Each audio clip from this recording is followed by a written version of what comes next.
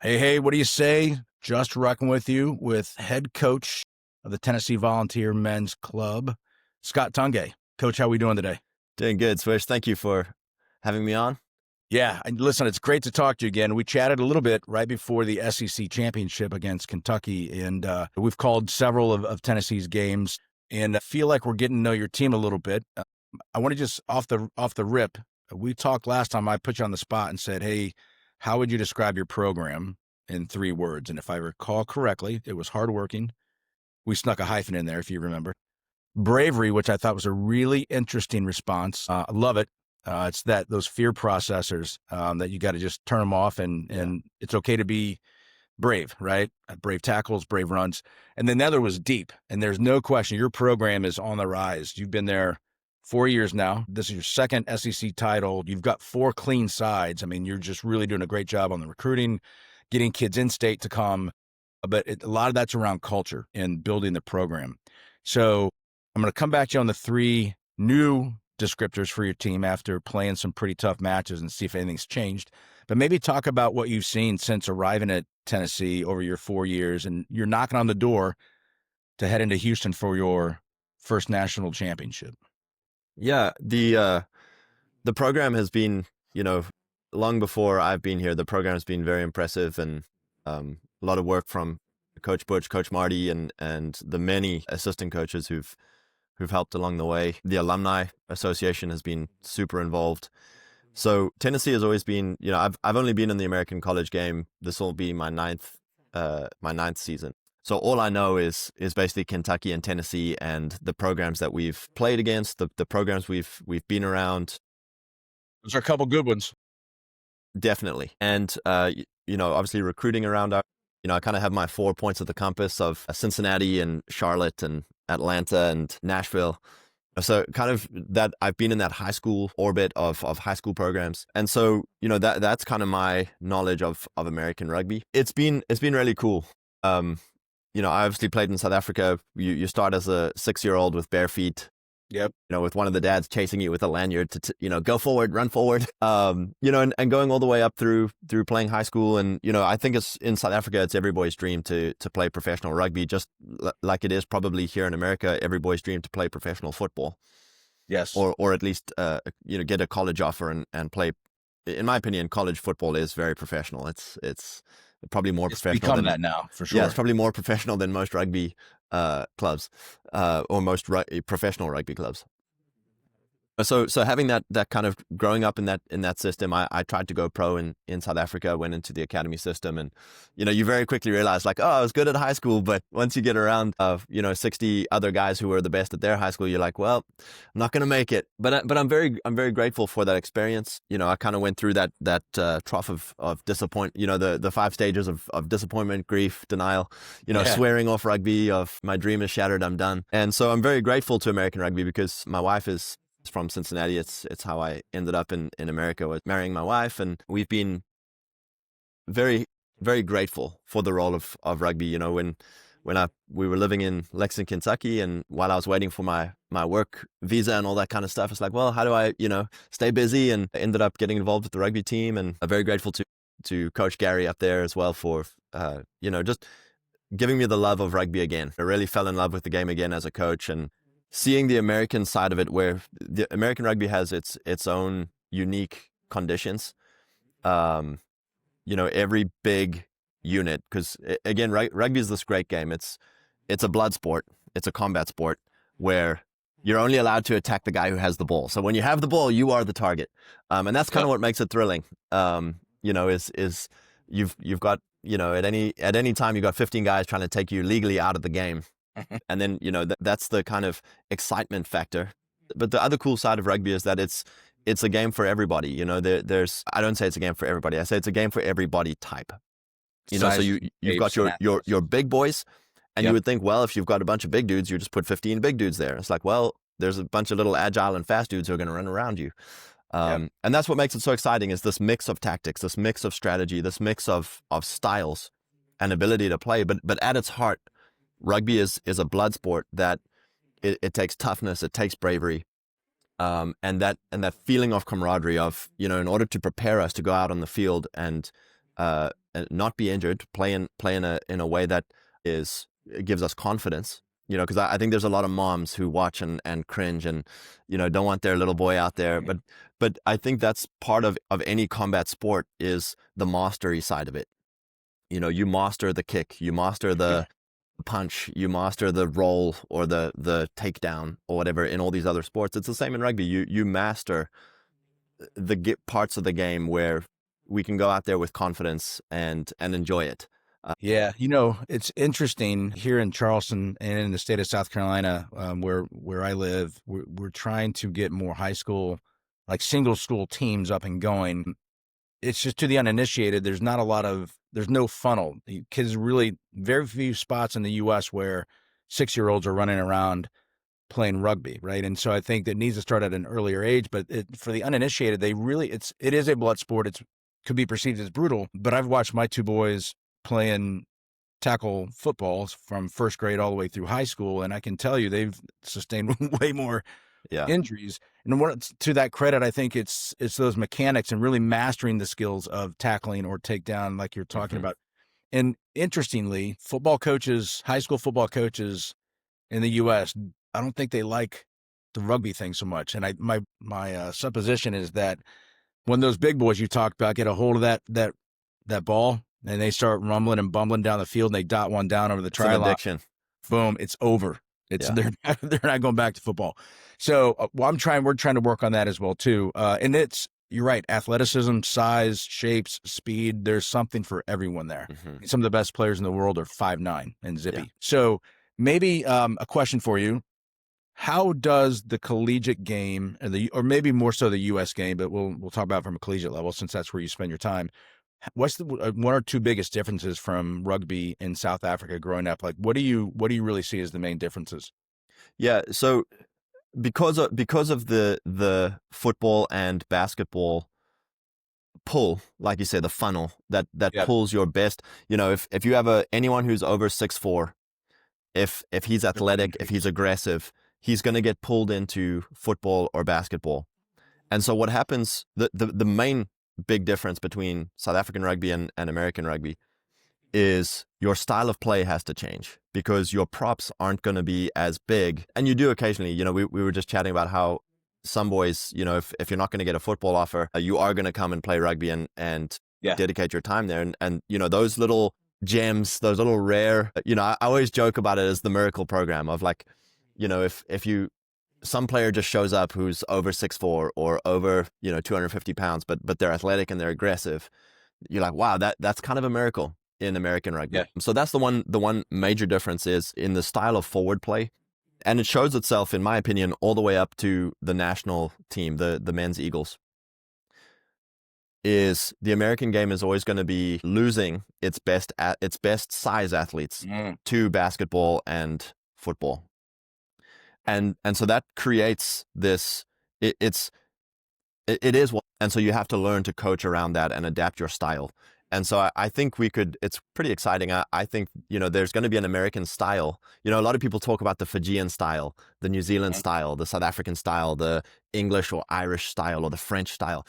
I think what we're going to see over this next 10 years, especially now that the college game is the most sustainable part of American rugby.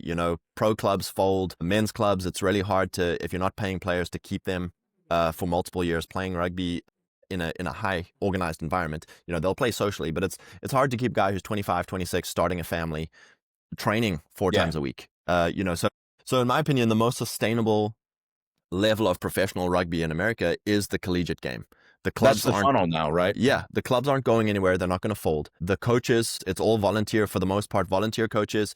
The alumni are now getting on board and hiring coaches, which is very good and very sustainable. They're not going anywhere. The coaching level's good. The player pool is huge with all the high schools now. High school rugby is generating a ton of talent and players. Like you said, the big boys, football off season, I carried the ball. Wow, that's really cool. If I don't get an offer, I'm going to go play rugby. So it's this really cool thing coming in where the college game, in my opinion, is the most sustainable. It's the bedrock of American rugby. It's the future of American rugby. The World Cup is coming in 2031. Majority of that squad that's going to go to that 2031 World Cup, even this next World Cup 27, I think it is, you're going to have players who are playing college rugby right now in those American national team squads. Mm-hmm. And so I'm super excited about that. This development of a uniquely American style. We cannot, in my opinion, we cannot copy a New Zealand style or a South African style and expect to compete. We've got to be unorthodox. We've got to be uncommon in how we play the game. Right? Yeah. Maybe take a little bit of styles from a lot of those well-established types of play and maybe combine them together. I'll tell you, Yeah. you make a lot of sense. It's interesting trying to get kids interested in high school. Some of the pitch that we give to kids, and it's really our program director is a South African guy named Guy Vorster. When I first heard his pitch, it was like, hey, very similar. Kids, somebody sitting in this room may be playing in a World Cup, maybe playing in the Olympics. And it like just doesn't really compute. And here, just 5 short years later, we had a great football player. He's now at Queens. His name is Roan Sharver, and he was 100% locked in to get a college offer. His dad played college football. And the kid looks like a Viking. He's 6'3", and he's just built. But now he's in his senior year at Queens. He is an All-American. And I could see a kid like that doing exactly what you're talking about. Yeah. And even further on the women's side, we've got a girls program here at Oceanside. We recruited our own kids. It's a very small school. It's 600. But there was a soccer, basketball, track star. Her name is Josie Hanks. She tried rugby at Oceanside, and she is now ranked #1 high school girls player in the country. So the opportunities are there. It's just about how do we tell better stories. And this is why I love having access to guys like Michael McGettigan, right? What a great kid. We spoke to Jake Foster from A&M a couple of days ago as well, too. And it's just to get the perspective. They both played football. They wrestled. They played other sports. But what is it about rugby that is so addicting that once you get a little taste or a smell of it, you don't turn your back to it. It's a lifelong gift. Yeah. And those are the stories I think if we could continue to tell, and just maybe from a grassroots level with these college rugby players, it's changed my kids' lives. It's changed my life. I'm here talking to you now. I never would have dreamed this 5 years ago. So we have to dream that the impossible is possible, I think. Yeah.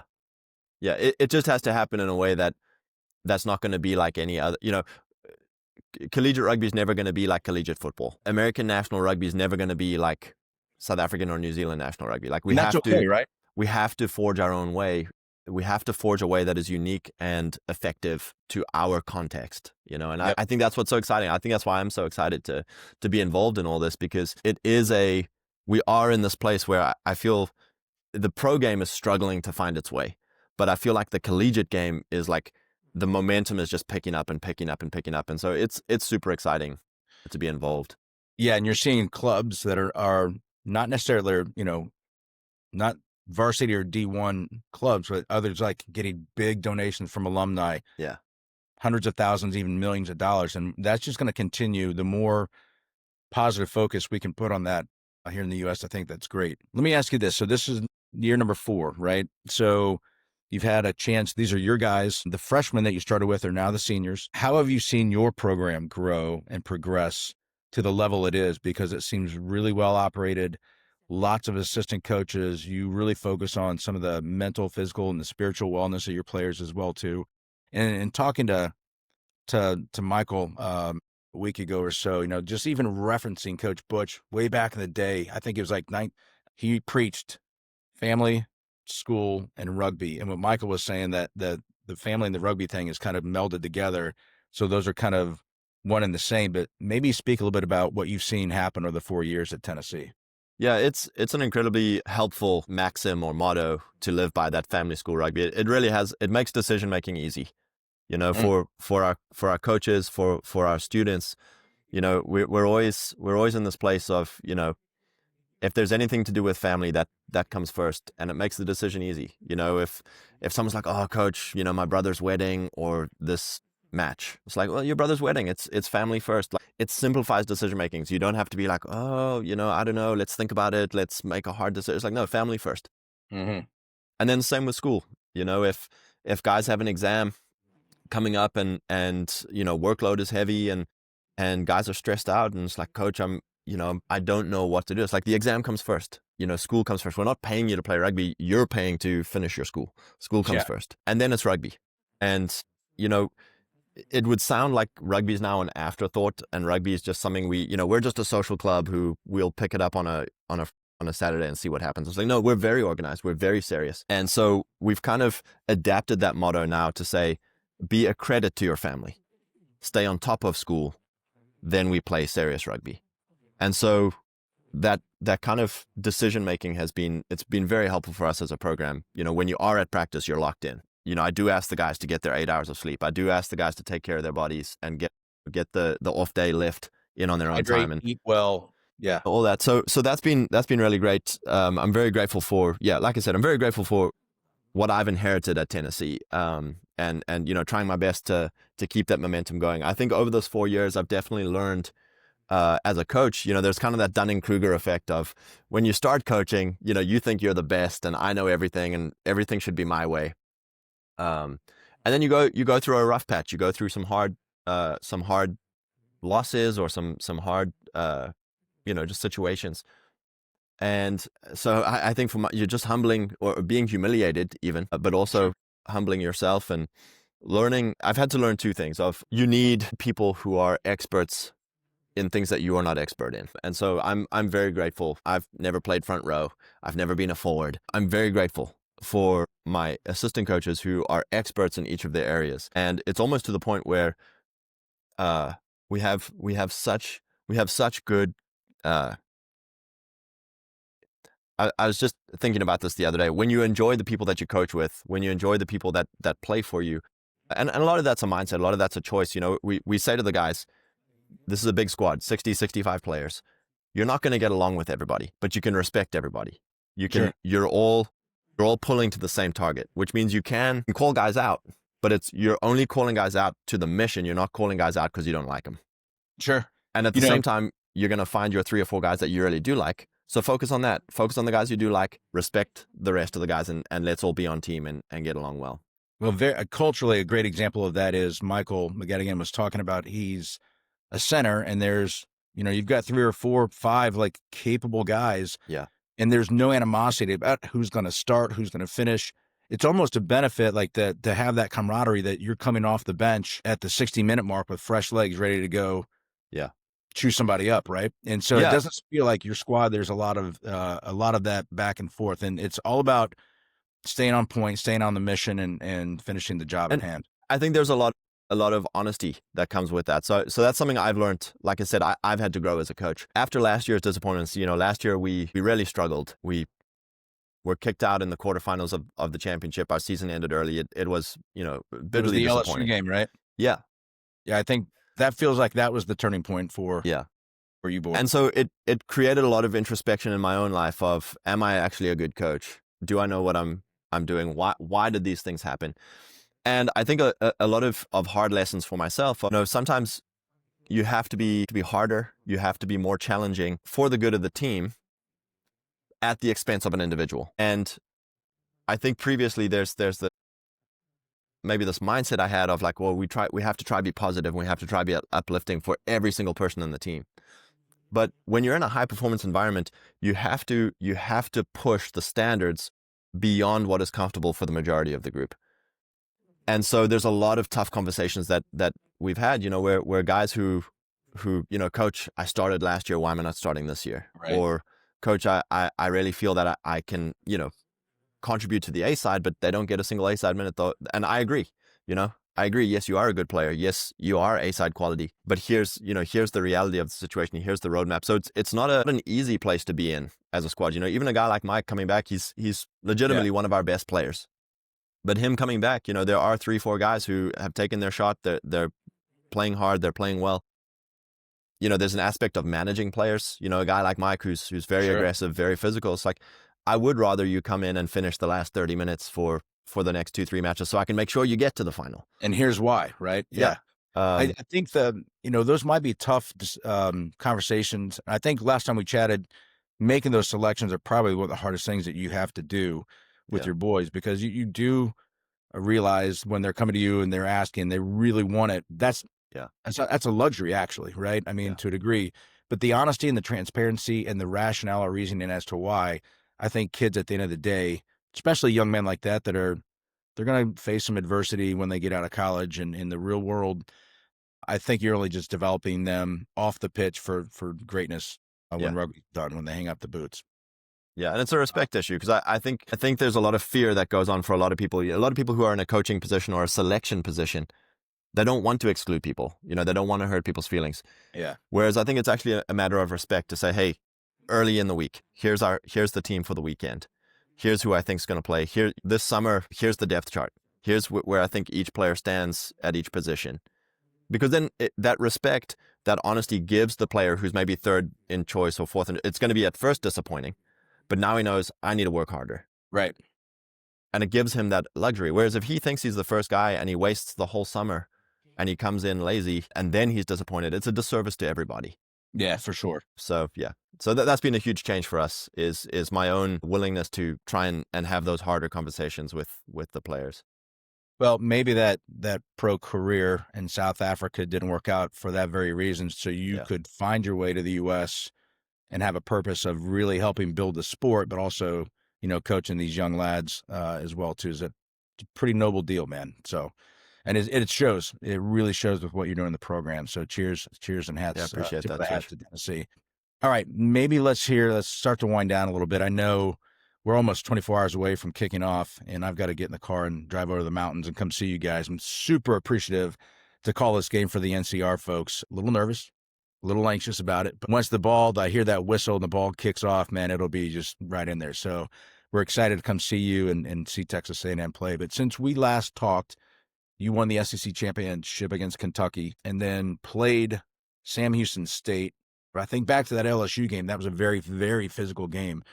So it feels like you might be a little battle tested coming in to this Final Four match. But I asked you those three words: hardworking, bravery, and deep. So after seeing your boys play these last couple of games and just seeing the mentality and locked in, would you change your answer if I said, are there 3 new words, or are you sticking with the same? I think I'd have to push one in there and just say healthy. It really is it's a game changer. We've only, from the Sam Houston game, we have one player, Harold, who injured his hip. It was he's tough back to watch. Yeah, poor guy. He's been through a long journey with that, and I'm just glad he had a great season for us. He was able to win the championship, and so he'll be out. But other than Harold, the rest of the squad is looking healthy and fully available. So healthy would now go into one of my descriptors, and I think just even you saying the nerves around these big games, we've been trying to really just lock into what is it that we do well. And so I would say confidence or excitement would be the guys. It's a very interesting group this year where they're not a very rah get hyped, get the blood boiling type of team. They're very calm, very relaxed. The leadership group is very calm. Yep. And so maybe calm would be the word. Okay. So healthy and calm, I would add or replace some words there. Well, that's a great response. I appreciate you sharing that and thinking that through. There's a saying here in the States that the hay is in the barn. Do you know, have you heard that before? It's the first time, but it's a great metaphor. Yeah. So the hay is in the barn, meaning the boys, you can continue to kind of coach a little bit, but for the most part, they're prepared. They know what their job is. Now it's about executing. You can't help them necessarily when that game kicks off, other than maybe talking their heads a little bit. But if it does feel like watching your team play a little bit, they are confident. They're mature. I think that's another thing I would look at. But you've got some young guys in there. A kid like Vince Keller, he's pretty good. So it's good that you've got that older, great role modeling, because you've got some young guys like Nico Zaharis is a young guy as well too. It's gonna be fun to watch him play over the next couple of years. Yeah, I'm excited, Swish. Excited that you're calling our game. Sure. Really appreciate you guys. And yeah, I think just at the end of the day, same thing. We'll meet Coach Tui when he comes up with his boys. And I'm just excited about the quality of collegiate rugby. There's these great programs in the D1AA level. I think the future, like I said, the future of American rugby is tied up in the big state schools. In America, understands state school rivalries. Everybody in America, even if you don't understand the sport, you understand the state school rivalry. Mm-hmm. Majority of people have gone to a state school, and so they have this connection back to their school. So when this World Cup rolls around, people are going to be like, oh, I wonder if my school has a rugby team. I wonder if, what's the story there? And so it's a huge, in my opinion, marketing opportunity to grow the game it is in the state school rivalries. And so I'm very excited about Texas A&M coming up. They're a great program. Excited to see where it goes as far as, I think this championship season with, Louisville in the running, Bowling Green, us, Texas, it's big state schools that people know, that people are connected to. In my opinion, it's so easy to grow the sport if you focus on what people already know in America, which is state school rugby or state school rivalries. And there is a desire for combat sports, blood sports. There's this desire again for this outlet for young men to build a camaraderie, to build character, to display bravery, to win glory. Sure. There's all these ingredients that it's like it really is an exciting place to be in. You make an old guy like me think I would want to get on the pitch, but I would probably have a couple of broken ribs and a punctured lung. I tell you one thing I am looking forward to is seeing down when I'm in the house that Marty built. That's what I call your press box there, looking down to the far right corner, the old boys. I got a feeling that's going to be packed down in that corner. I got a feeling that Cool Beans may be showing that match. So there's got to be a level of excitement from all the old guys. You're not just doing it for your current players, but there's a long, deep history of a lot of legends. That's right. That are watching on this game. So really excited to be part of the atmosphere, maybe even hang out a little bit afterwards, win or lose. I just love the excitement around this collegiate rugby sport. Yeah. So Scott, thank you very much. Thanks, Swish. Been great getting to know you a little bit. We'll see you in about, 20 hours or so, 24 hours, and look forward to it. So best of luck. Have a great night with your boys, and we'll see you in Knoxville. Thank you, sir. See you soon. All right. Cheers.